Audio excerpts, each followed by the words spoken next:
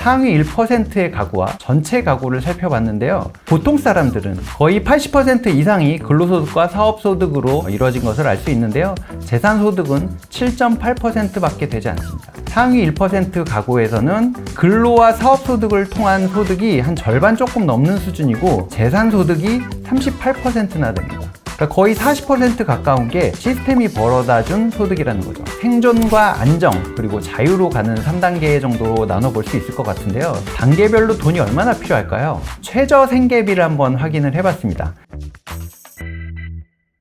안녕하세요, 리치노마드입니다. 파이어클럽에 오신 여러분을 환영합니다. 오늘은 저와 함께 경제적 자유를 위한 배당주 투자 A부터 Z까지 강의를 한번 들어보실 건데요. 여러분들의 경제적 자유를 위한 여정을 저와 함께 시작해 보시죠. 네, 첫 번째 시간은 경제적 자유를 위한 목표 설정, 돈이 나를 위해 일하게 하라 라는 제목으로 시작을 해볼까 합니다. 여러분들이 생각하는 파이어족의 모습은 어떤 것인가요? 저는 이 사진을 되게 좋아하는데요. 모닥불 피워놓고 캠핑하러 가서 앉아서 지금 노트북 보고 있는 거 보이시나요?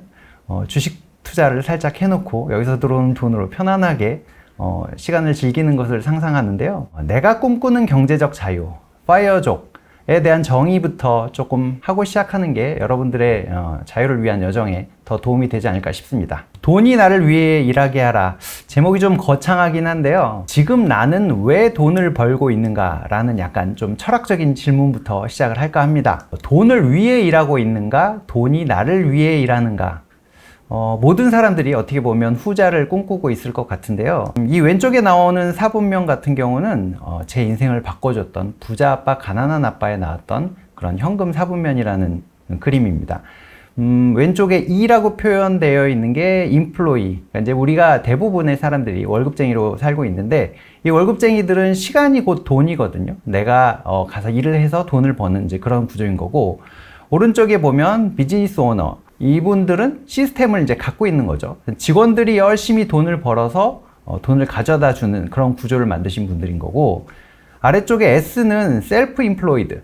그러니까 자영업자죠. 어떻게 보면 자영업자도 마찬가지로 시간을 투입하는 만큼 돈을 벌 수 있는 이제 그런 사람인 거고, 맨 아래쪽에 있는 인베스터 I라고 표현되어 있는데요. 이분들은 투자를 통해서 돈을 벌어오는 시스템을 만든 분들입니다. 우리는 모두 이쪽으로 이제 가고 싶어 하는 거고, 어떻게 할 것인지에 대한 공부를 같이 해볼 건데요. 오른쪽에 있는 표를 보시면 Financial Freedom, 그러니까 이게 이제 경제적 자유인데, 경제적 자유로 가려면 S와 E 사분면, 아까 월급쟁이냐 자영업자냐에 있는 이 사분면에서 비즈니스 오너, 그러니까 이제 정말 사업가가 되거나 투자자가 돼야 이쪽으로 갈 수 있다. 이 변곡점을 지나야 된다. 여기에 오른쪽에 보시면 패시브 인컴, 저는 이 단어도 굉장히 좋아하는데요. 제가 일을 하지 않아도 제 돈들이 돈을 벌어오는 이제 그런 상황이 가장 이제 우리가 모두 희망하는 거라서, 이 패시브 인컴이 늘어나는 과정들을 저와 함께 같이 공부해 보시면 될 것 같습니다. 경제적 자유라는 단어 요즘에는 참 많이 쓰여지는데요. 저는 이 경제적 자유라는 단어를 처음에 이 아까 앞서서 말씀드렸던 부자 아빠 가난한 아빠라는 책에서 접했습니다. 경제적 자유? 이건 뭐지? 하는 느낌으로 봤었는데, 이 책에 나온 표현에는 돈이 필요해서 일을 하는 것이 아니라 내가 좋아하는 일을 하는데 돈이 따라오는 상황에 대해서 경제적 자유라는 표현을 하더라고요. 나는 지금 돈 벌려고 회사 나왔는데 내가 좋아하는 일을 하는데 돈을 번다고? 굉장히 좀 뭔가 꿈만 같은 일이잖아요. 근데 이런 게 가능하다는 어떤 생각을 보고서 정말 뒤통수를 띵 하고 맞은 그런 느낌이었고, 그래서 저는 이 책을 탐독을 했고, 지금 이제 저희 아이한테도 야, 이 책 한번 읽어봐 하면서 이제 줬는데요. 이 경제적 자유라는 단어를 보고서 제 인생의 목표가 설정이 되었습니다. 근데 요즘에 이제 파이어족 그러는데, 파이어족이 무슨 뜻이에요? 라고 가끔 물어보시는 분들이 있습니다. 단어를 풀어보자면 Financial Independence, Retire Early. 경제적으로 빨리 독립을 하고 그 다음에 빨리 은퇴하겠다라는 이야기인데, 여기에 보면 물론 결과로 봐서는 굉장히 아름답지만 앞에서는 이 경제적 자유를 위한 노력이 굉장히 들어가야 되거든요. 사람들은 항상 결과만 놓고 부러워하긴 하는데 여러분도 충분히 할 수 있습니다. 그 이야기를 저와 함께 해보시겠습니다. 제가 경제적 자유를 이제 꿈꾸다 보니까 경제적 자유가 이루어졌을 때 부수적으로 따라오는 것들이 있더라고요. 이제 경제적인 자유가 생기면 시간적인 자유가 생기고 거기에 관계적인 자유라는 게 따라오던데 이 얘기를 한번 해볼까 합니다. 경제적 자유는 당연히 이제 모두가 생각하듯이 이제 돈이 어느 정도 벌려져서 내가 돈을 위해서 일하지 않아도 되는 상황이 경제적 자유일 텐데, 시간적 자유는 당연히 돈이 많으니까 내 시간을 내 마음대로 쓸 수 있다는 것. 내가 회사에 꼭 나가지 않더라도, 일을 하지 않더라도 돈을 벌 수 있는 이제 시간이라는 자유가 생겼다는 건데, 저는 이 중에서 가장 좋은 게 관계적 자유입니다. 관계적 자유는 회사에서 꼴 보기 싫은 상사를 안 본다든가, 아니면 갑질하는 고객사 담당자를 안 본다든가, 이제 뭐 이런 과정들이 관계적 자유인데, 저는 이 관계적 자유가 가장 좋은 자유인 것 같습니다. 제가 좋아하는 사람들만 사실 요즘 만나고 다니는데, 이제 그런 부분이 이 경제적 자유에 있어서 가장 좋은 어떤 매력이 아닌가 싶습니다. 그래서 이 관계적 자유를 이루기 위한 여정을 같이 하실 건데요. 일단은 선결돼야 될 부분이 노동소득과 자산소득에 대한 개념, 그리고 우리가 이제 어떤 것을 늘려야 될지는 분명히 다 잘 아실 텐데, 가구별로 소득 구성을 한번 살펴봤습니다. 상위 1%의 가구와 전체 가구를 살펴봤는데요. 이게 24년도에 가계금융복지조사라는 걸 통계청에서 한 건데, 상위 1% 가구에서는 근로소득이 한 45% 정도, 그리고 사업소득이 한 12% 정도 됐습니다. 그러니까 이제 근로와 사업소득을 통한 소득이 한 절반 조금 넘는 수준이고, 그럼 뭘로 돈 벌었지? 보면 재산소득이 38%나 됩니다. 그러니까 거의 40% 가까운 게 시스템이 벌어다 준 소득이라는 거죠. 근데 보통 사람들은, 전체 가구는 보면 근로소득과 사업소득을 합하면 근로소득이 65%, 사업소득이 18%니까 거의 80% 이상이 근로소득과 사업소득으로 이루어진 것을 알 수 있는데요. 재산소득은 7.8%밖에 되지 않습니다. 그래서 여러분들이 열심히 이제 근로소득과 사업소득을 통해서 벌어온 자산들을 재산소득을 발생시키는 쪽으로 자꾸 옮겨가는 것이 여러분들이 지금부터 해야 될 일인 거고요. 그 방법은 저와 함께 같이 공부해 보도록 하겠습니다. 네, 경제적 자유를 이루려면 한 번에 되지는 않을 거잖아요. 로또가 확 당첨이 되면 좋겠지만 이제 그런 확률은 희박하니까 3단계로 놓고 보면 생존과 안정, 그리고 자유로 가는 3단계 정도로 나눠볼 수 있을 것 같은데요. 단계별로 돈이 얼마나 필요할까요?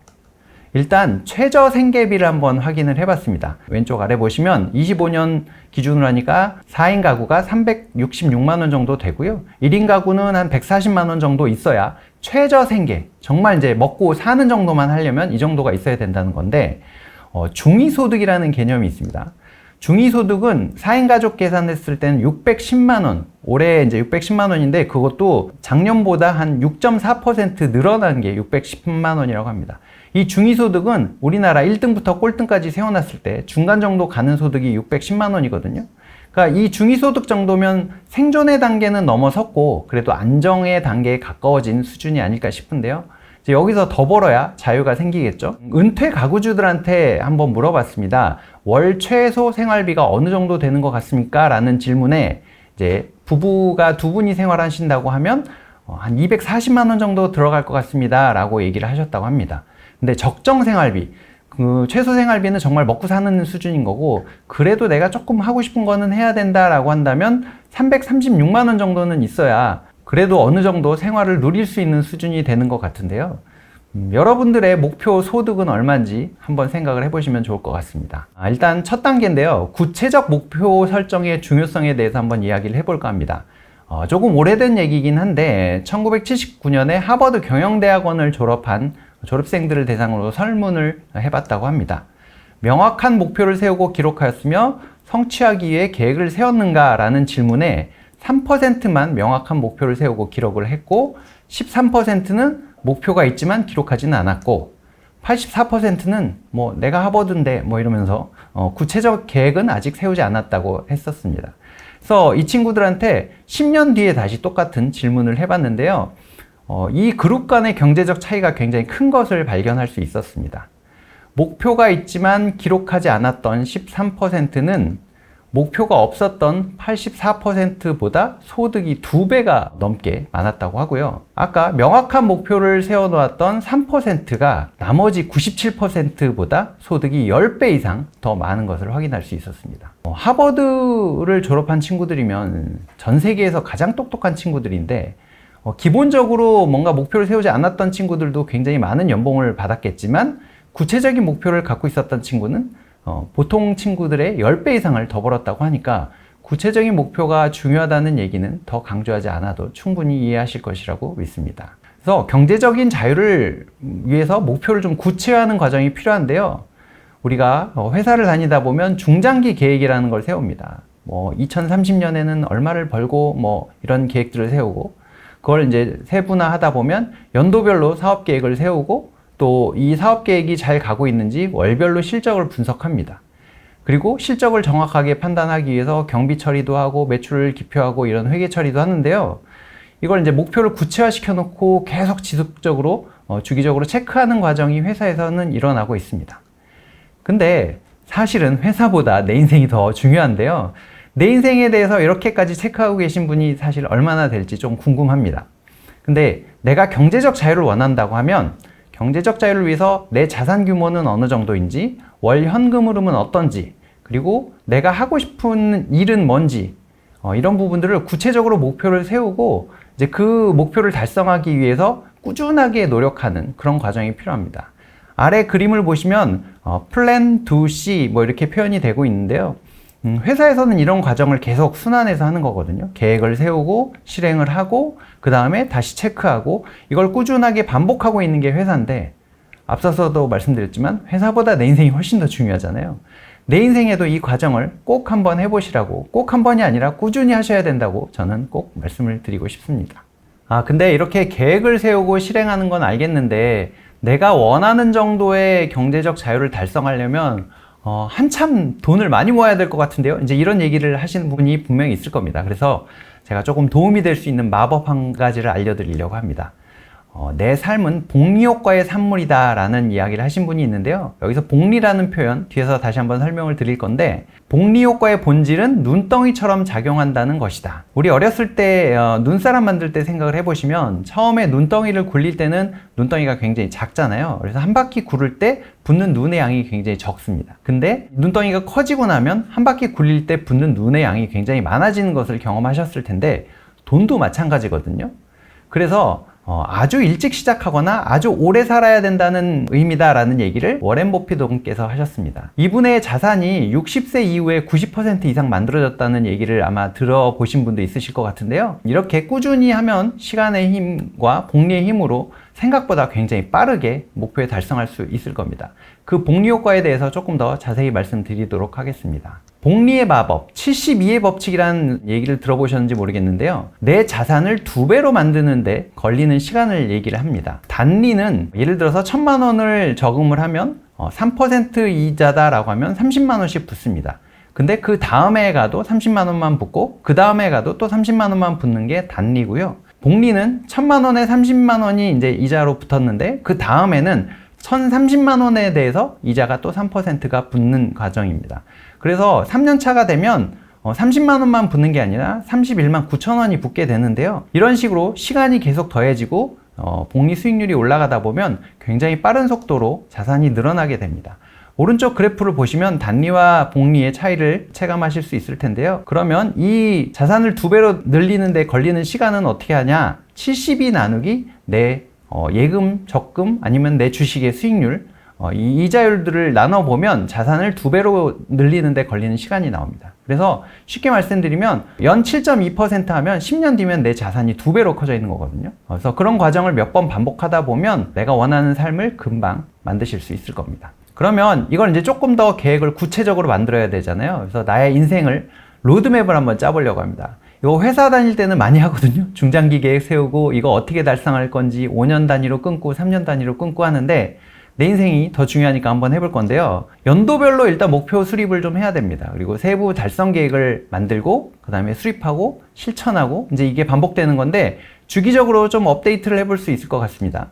일단 부자 패밀리라고 제가 이름을 지었는데 인생 로드맵인데요. 저도 이렇게 엑셀 파일로 만들어서 관리를 지금 하고 있습니다.